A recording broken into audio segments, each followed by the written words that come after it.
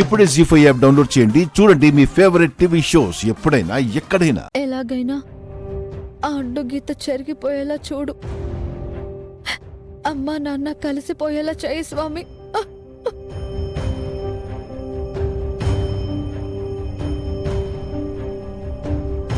ఓం వెంకటేశ్వరాయ నమః. ఓం వెంకటేశ్వరాయ నమః. ఏమ్మా, ఏదైనా సమస్య? అవును పంతులు గారు, పెద్ద సమస్య తీర్చమని స్వామి వారిని వేడుకుంటున్నాను.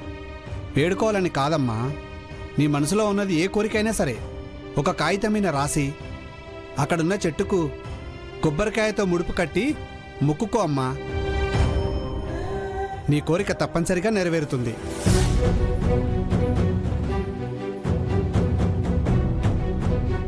నిజంగానే పంతులు గారు? నిజమని నేను చెప్పడం కాదమ్మా, నువ్వు ముడిపైతే కట్టు. కొన్ని రోజుల తర్వాత నువ్వే నవ్వుకుంటూ వచ్చి నేను చెప్పింది నిజమని నీ నోటితో నువ్వే చెప్తావు.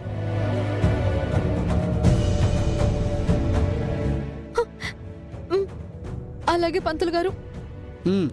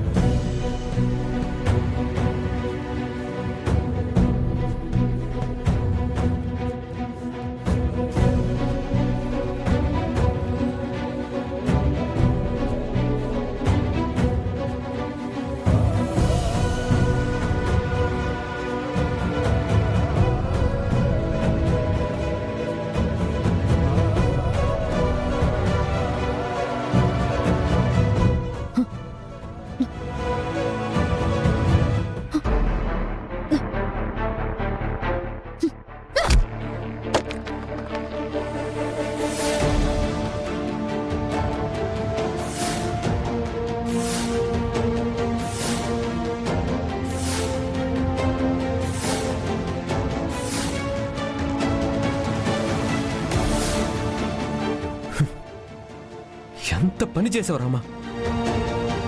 మొక్కుకొని కట్టే ముడుపుని అలా నేలపాలు చేస్తావా? నన్ను పెళ్లి చేసుకుంటాను, ఇల్లరికి వస్తానని మా అమ్మతో చెప్పింది చాలదా? ఆ దేవుడికి కూడా మొక్కుకొని ముడుపు కట్టడానికి రెడీ అయిపోయావా? చచ్చిన నీ కోరిక తీరదు. నేను నిన్ను పెళ్లి చేసుకోవడం కలలో కూడా జరగదు. అయ్యో రామా, నేను ఆ దేవుడిని ఆ కోరిక కోరలేదు. నువ్వు కావాలని కాదు, మన పెళ్లి కావాలని కూడా కాదు. నువ్వేదైతే ఆ దేవుడికి దండం పెట్టుకొని కన్నీళ్లు పెట్టుకొని వేడుకున్నావో ఆ కష్టం తొలగాలని. నువ్వేదైతే కోరుకున్నావో అది త్వరగా నెరవేరాలనే ఈ ముడుపు కట్టబోయాను రామా. కథలు బాగానే అల్లవమ్మా.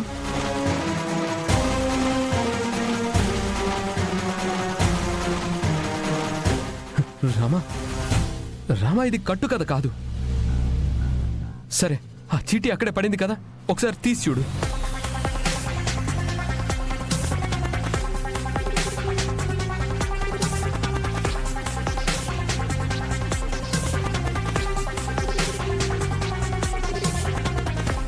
దేవుడా, రామలక్ష్మి బాధలు తొలగిపోవాలి. తను ఏ కోరిక కోరితే ఆ కోరిక తీరేలా చూడు.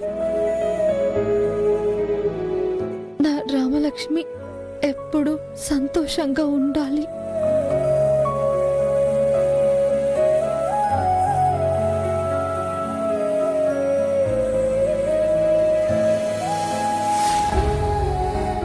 నీ మనసులో ఏ కోరిక ఉందో నాకు తెలీదు రామా.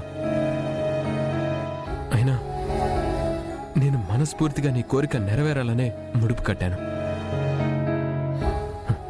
నువ్వొచ్చి ఇలా నేలపాలు చేసేసావు. ఏ ఇంత ఆవేశం ఏంటి రామా? నా మీద కోపం చూపిస్తే నష్టం లేదు, కానీ అలా ఆ ముడుపు మీద చూపించావు రామా. ఏం జరుగుతుందో ఏంటో.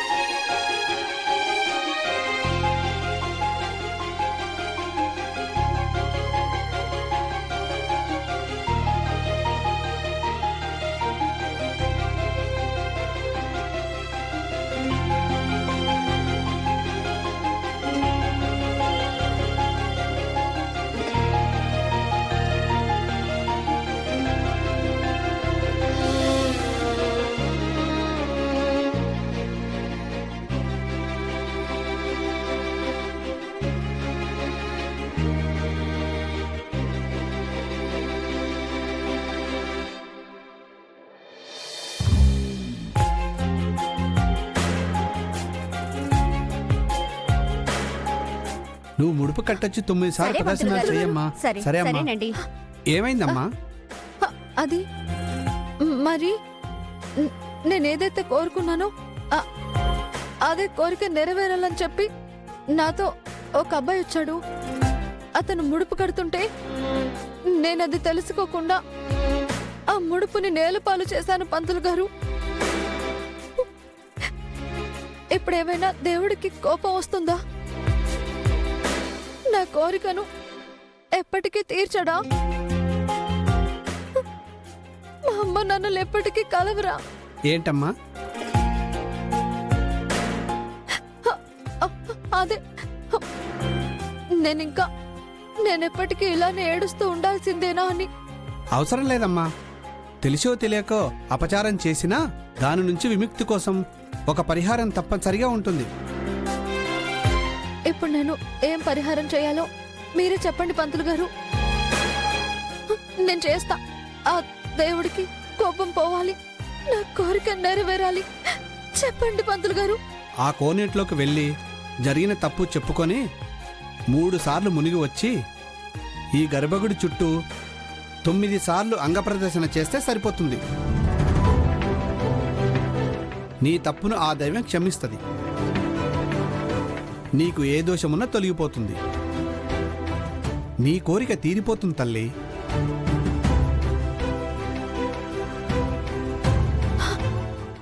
అలాగే పంతులు గారు, నేను చేస్తాను. ఓం వెంకటేశ్వరాయ నమః. ఓం వెంకటేశ్వరాయ నమః.